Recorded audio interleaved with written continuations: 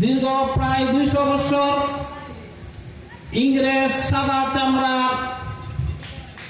ইংরেজ বেনিয়াদের হাতে আমরা পরাধীন ছিলাম। তারা আমাদের শাসন করেছিল, শোষণ করেছিল। বণিকের বেশে বাংলাদেশে এসে তারা আমাদের শাসক হয়ে প্রায় 200 বছর আমাদেরকে শাসন করেছে, শোষণ করেছে। আমাদের দেশের সম্পদ লুটপাট করে তারা বিদেশে নিয়ে গিয়ে তাদের দেশে শিল্প বিপ্লব করেছে, কলকারখানা করেছে এবং শিল্পে তারা উন্নত হয়েছে। আমরা 200 বছর শাসিত হয়েছি, আমাদের কোনো পরিবর্তন হয়নি। আমরা খেটে খাওয়া মানুষ, আমরা কুলি শ্রমিক মানুষ, নিপীড়িত মানুষ, নির্যাতিত মানুষ, ব্রিটিশের অধীনে ছিলাম 200 বছর। আমাদের পূর্বপুরুষরা ব্রিটিশদের বিরুদ্ধে আন্দোলন করে, সংগ্রাম করে, জীবন দিয়ে শহীদ হয়ে 1947 সনে ব্রিটিশদের হাত থেকে তৎকালীন পূর্ব পাকিস্তান, বর্তমান বাংলাদেশ আমরা স্বাধীনতা অর্জন করেছিলাম। পরবর্তী সময়ে দীর্ঘ 23 বছর পশ্চিম পাকিস্তানিদের হাতে আবার আমরা শোষিত হয়েছি। আমাদের দেশ থেকে সম্পদ লুণ্ঠন করে পশ্চিম পাকিস্তানে নিয়ে তারা টাকার পাহাড় করেছিল, শিল্প কলকারখানা করেছিল। আমার দেশে তৎকালীন পূর্ব পাকিস্তানে শিল্প কলকারখানা গড়ে ওঠেনি। আমাদের ছেলে মেয়েদের কর্মসংস্থানের ব্যবস্থা হয়নি, শিক্ষার হার বাড়েনি, শিক্ষা প্রতিষ্ঠান বাড়েনি, চিকিৎসার অভাব ছিল। আমরা আবার পশ্চিম পাকিস্তানিদের বিরুদ্ধে আন্দোলন সংগ্রাম শুরু করেছিলাম। আন্দোলন সংগ্রামের ফলশ্রুতিতে 69-এ গণঅভ্যুত্থান হয়েছিল। 70-এর নির্বাচনের মাধ্যমে একটি দল সংখ্যাগরিষ্ঠতা অর্জন করেছিল, কিন্তু পশ্চিম পাকিস্তানিদের দুরভিসন্ধির কারণে, তাদের অজ্ঞতা এবং মূর্খতার কারণে তখনকার সংখ্যাগরিষ্ঠ দলের হাতে ক্ষমতা না দেওয়ার জন্য আমরা একটি যুদ্ধে ঝাঁপিয়ে পড়েছিলাম। অনিবার্য যুদ্ধ, অনিবার্য সংগ্রাম। এই সংগ্রামে বাধ্য হয়ে আমরা অংশগ্রহণ করেছিলাম। সেদিন যদি সংখ্যাগরিষ্ঠ দলের হাতে পশ্চিম পাকিস্তানিরা ক্ষমতা দিত, তাহলে হয়তোবা বাংলাদেশের ইতিহাস অন্যভাবে লিখতে হতো। কিন্তু ভাগ্যের নির্মম পরিহাস, পশ্চিম পাকিস্তানিদের দুরভিসন্ধির কারণে আমরা 71 সনে বাধ্য হয়ে যুদ্ধ নেমেছিলাম। এক সাগর রক্তের বিনিময়ে, লক্ষ লক্ষ শহীদের বিনিময়ে, প্রাণের বিনিময়ে, মা বোনের ইজ্জতের বিনিময়ে 71 সনে আরেকটি দ্বিতীয় স্বাধীনতা আমরা লাভ করেছিলাম। দ্বিতীয় স্বাধীনতার পর 72 সনে যে দলের নেতৃত্বে বাংলাদেশ স্বাধীন হয়েছিল, সে দলের নেতা কর্মীদের দস্যুতার কারণে, লুটপাটের কারণে, চরিত্রহীনতার কারণে 72 থেকে 75 পর্যন্ত আবার বাংলাদেশ এমন একটা বিপর্যয়ের মধ্যে পড়েছিল, যে বিপর্যয়ের অনিবার্য পরিণতি ছিল 15ই আগস্ট। এদেশের মানুষ নতুন করে প্রাণ পেয়েছিল। এই 3.5 বছর আওয়ামী দুঃশাসনে বাংলাদেশের মানুষের অবস্থা কি হয়েছিল, গাজীর চরের কর্মী সমাবেশে আমাকে আর নতুন করে বলতে হবে না। এই বাজিতপুর অনেক ঘটনা দুর্ঘটনার সাক্ষী। 72 সনের থেকে নিয়ে 15ই আগস্ট 75 পর্যন্ত আমার বাজিতপুরে বাবের হাতে ছেলেকে খুন করা হয়েছে। এই বাজিতপুরে মুক্তিযোদ্ধাদেরকে হত্যা করা হয়েছে। এই বাজিতপুরে কুকুরের সাথে লড়াই হয়েছে, ডাস্টবিনের খাবার নিয়ে। সারা বাংলাদেশে এটা হয়েছে। এই কারণে দেশের মানুষ একটি অনিবার্য পরিণতির দিকে গিয়েছিল। 15ই আগস্টের পর আরেকটি নতুন সরকার দেশে এসেছে। আমরা এই সরকারকে গ্রহণ করেছিলাম এবং সরকারে যারা ছিলেন তারা সংবিধানে বিসমিল্লাহ সংযোজন করেছিলেন, সংবিধানে আল্লাহর উপর বিশ্বাস এবং আস্থা সংযোজন করেছিলেন। একদলীয় বাকশালের পরিবর্তে বহুদলীয় গণতন্ত্র চালু করেছিলেন। দেশের মানুষ তাদেরকে গ্রহণ করেছিল। কিন্তু আমরা জানি তারপর একের পর এক 1982 সনে সেনা শাসক স্বৈরাচারী এরশাদ একটি নির্বাচিত সরকারকে ক্ষমতা থেকে হটিয়ে দিয়ে এরশাদ সাহেব ক্ষমতা দখল করেছিলেন। তারপর 9 9 বছর তিনি ক্ষমতায় ছিলেন, তাদের বিরুদ্ধে আমরা আন্দোলন সংগ্রাম করেছি। তাদের বিরুদ্ধে আন্দোলন সংগ্রাম করতে গিয়ে 1987 সনের 28 অক্টোবর বাজিতপুরে প্রথম আমি গ্রেফতার হয়েছিলাম। 26 অক্টোবর বাজিতপুরে একটি বড় মিছিল হয়েছিল, জামাত ইসলামী প্রধান নেতৃত্বে ছিল। আমরা উপজেলা পরিষদ ঘেরাও করেছিলাম 24 অক্টোবর। 26 অক্টোবর একটা বড় মিছিল হয়েছিল। স্বৈরাচারী এরশাদের বিরুদ্ধে আমরা এমন আন্দোলন সংগ্রাম করেছিলাম, এই আন্দোলন সংগ্রামের কারণে 28 অক্টোবর আমাকে গ্রেফতার করা হয়েছিল সরারচর বাজার মসজিদের সামনে থেকে। আমি 6 মাস কিশোরগঞ্জ এবং ময়মনসিংহ কারাগারে চরম নির্যাতনের শিকার হয়ে জেলে ছিলাম। 6 মাস পর আমি জেল থেকে মুক্ত হয়ে আবার বাজিতপুর এবং নেকড়ির মানুষের জন্য আন্দোলন সংগ্রামে নেমে পড়লাম।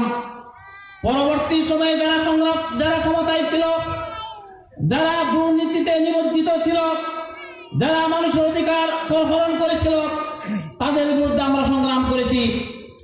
এরশাদ বিরোধী আন্দোলনে সংগ্রামের মাধ্যমে জামাত ইসলামীর দেওয়া ফর্মুলা কেয়ারটেকার সরকারের মাধ্যমে একটি নির্বাচন হয়েছিল 91 সনে, এবং এই নির্বাচনটি ছিল বাংলাদেশের ইতিহাসে সবচেয়ে ফ্রি এবং ফেয়ার নির্বাচন এবং নিরপেক্ষ গ্রহণযোগ্য নির্বাচন। এই নির্বাচনে আমাদের প্রতিনিধি ছিল 18 জন। পরবর্তী সময় 2 জন মহিলা সহ 20 জন এমপি ছিল।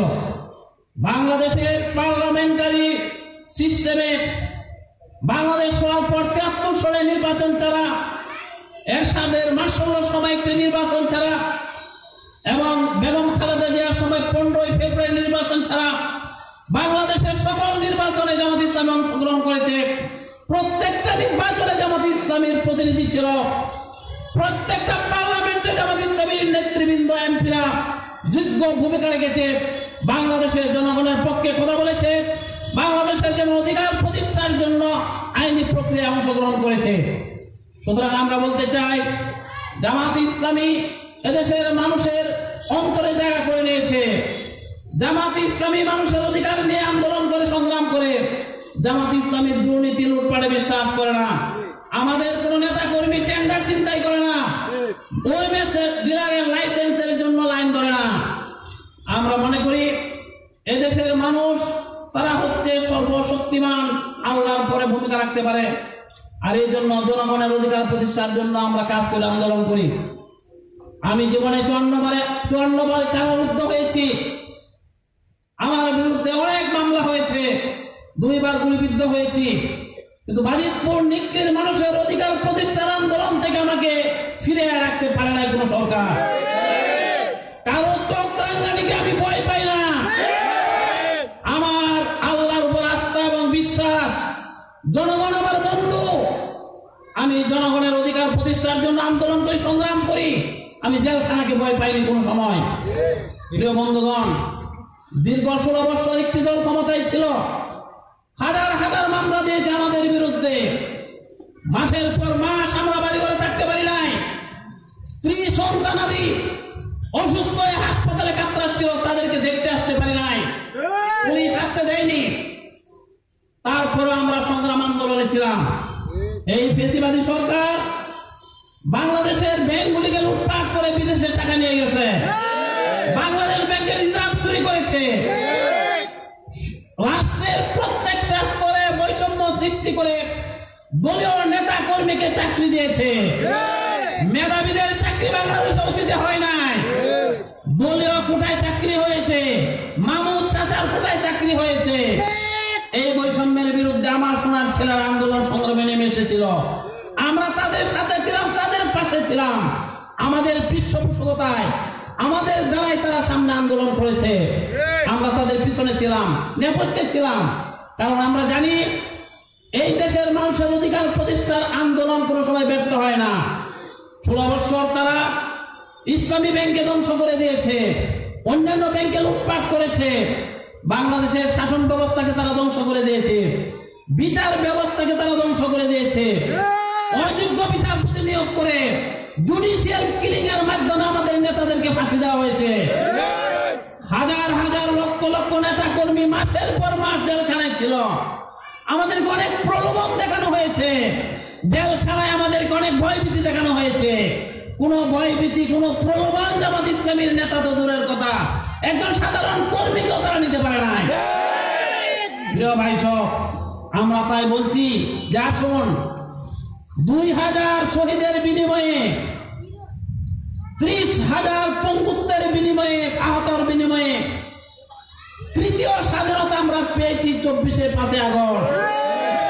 এই স্বাধীনতাকে অর্থবহ করার জন্য, এই স্বাধীনতার সুফল মানুষের ঘরে ঘরে পৌঁছে দেওয়ার জন্য আগামীতে একটি বৈষম্যহীন, দুর্নীতিমুক্ত, সন্ত্রাস মুক্ত, চাঁদাবাজ মুক্ত, মাদক মুক্ত বাংলাদেশ আমরা করতে চাই।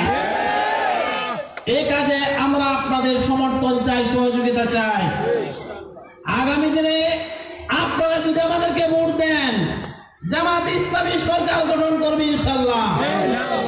আমরা বাংলাদেশ থেকে দুর্নীতি দূর করব, সুদকে নিষিদ্ধ করব, মহিলাদের চলাচলকে নিরাপদ করব, রাষ্ট্রীয় কোষাগারকে জনগণের কোষাগারে পরিণত করব। রাষ্ট্রীয় কোষাগার থেকে দলের জন্য, পার্টির নেতাদের জন্য কোনো বরাদ্দ থাকবে না। আমার দেশের কৃষক সার, কীটনাশক, বীজ ন্যায্য মূল্যে পাবে। সার, কীটনাশক, ঔষধ, বীজ আনার জন্য পুলিশের গুলিতে আমার দেশের কৃষক মারা যাবে না। শ্রমিক তার অধিকার ফিরে পাবে, মেধাবীরা চাকরি পাবে, ছেলে মেয়েদের বিনা পয়সা চিকিৎসা হবে। আপনারা জানেন অবৈতনিক শিক্ষার দাবি আমরা করে আসছিলাম, ডিগ্রি পর্যন্ত অবৈতনিক শিক্ষা চালু করা হবে জামাত ইসলামী সরকার গঠন করতে পারলে। আমরা একটা কথা বলতে চাই, আমাদের সম্পর্কে ভুল বুঝানো হয় মানুষকে, জামাত ইসলামী সরকার গঠন করলে হিন্দুদের অসুবিধা হবে। আপনাদেরকে পরিষ্কার বলতে চাই, অতীতে হিন্দুদের অনেক অসুবিধা হয়েছিল, অনেক সমস্যা ছিল। এই অসুবিধা সমস্যার সময় কারা আপনাদের সাথে ছিল? জামাত ইসলামী ছাত্র শিবির আপনাদের পাশে ছিল। ক্ষমতায় না থেকে যে জামাত ইসলামী ছাত্র শিবির হিন্দুদের সম্পদ রক্ষার জন্য রাত থেকে পাহারা দিতে পারে, ক্ষমতায় গিয়ে কি তারা হিন্দুদের সম্পত্তি রক্ষা করবে না? নিরাপত্তা দিবে না? নিরাপত্তা দিবে।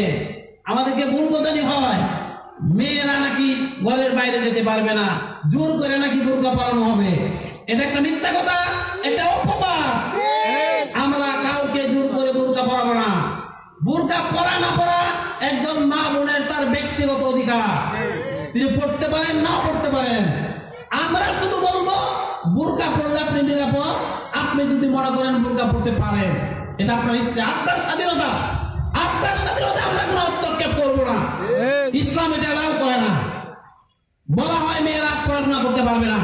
আমরা গ্যারান্টি দিয়ে বলতে পারি, জামাত ইসলামী সরকার গঠন করলে এখন আমার মেয়েরা, আপনার মেয়েরা, আপনার বোনেরা যেভাবে রাস্তায় ইফটিজিং এর শিকার হয়, জামাত ইসলামী সরকার গঠন করলে শিক্ষা ব্যবস্থা, আইন শৃঙ্খলা পরিস্থিতি এতটাই উন্নত হবে, ইফটিজিং করা তো দূরের কথা, আপনার মেয়ে, আমার বোনের দিকে তাকানোর মতো রাস্তায় একটা ইফতিজার পাওয়া যাবে না ইনশাআল্লাহ। বলা হয় জামাত ইসলামী ক্ষমতায় গেলে মেয়েরা চাকরি করতে পারবে না। জামাত ইসলামীর হাজার হাজার ডাক্তার, ইঞ্জিনিয়ার, ইউনিভার্সিটি কলেজের প্রফেসর, মাদ্রাসার প্রফেসর, শিক্ষক রয়েছে মহিলা, তারা জামাত ইসলামীর সদস্য, রুগর, কর্মী। তাহলে এখন যদি তারা চাকরি করতে পারে, জামাত ইসলামী সরকারে গেলে আজ মেয়েরা চাকরি করতে কেন পারবে না? ইসলামের যুগে মেয়েরা চাকরি করেছে, ব্যবসা করেছে, যুদ্ধে পর্যন্ত মেয়েরা গিয়েছে, ইতিহাস আছে না? এখনো পারবে মেয়েরা ব্যবসা করতে। প্রয়োজন হলে মেয়েরা যুদ্ধে যাবে, ব্যবসা করবে, চাকরি করবে, প্রয়োজন হলে তাদের নিরাপত্তা রাষ্ট্র দিবে। বলা হয় জামাত ইসলামী ক্ষমতায় গেলে রেডিও টিভি থাকবে না। আরেকটা মিথ্যা অপবাদ। রেডিও টিভির কোনো দোষ আছে নাকি? রেডিও টিভি থাকবে, আগের মতোই থাকবে।